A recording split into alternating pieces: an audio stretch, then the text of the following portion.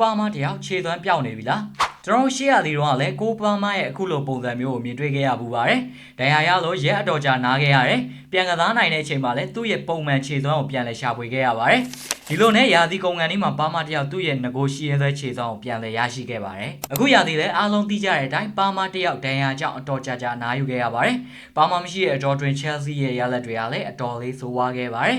ဒီလိုနဲ့ပဲပါမတယောက်ကွင်းထဲကိုပြန်လည်ရောက်ရှိလာခဲ့ပါတယ်ဒီချိန်မှာကျွန်တော်တို့အားလုံးပြန်လည်မျှော်လင့်မိတာကတော့ပါမရဲ့မော်ဆွမ်နဲ့ဖန်တီးမှုတွေသွင်းကိုတွေပါပဲတကယ်မှာတော့ကျွန်တော်တို့မန်ချက်နဲ့နန်ထရမကိုက်ခဲ့ပါဘူးပါမတယောက်ငကိုရှိရဲခြေစွမ်းနဲ့ဝေးကွာနေခဲ့ပါတယ်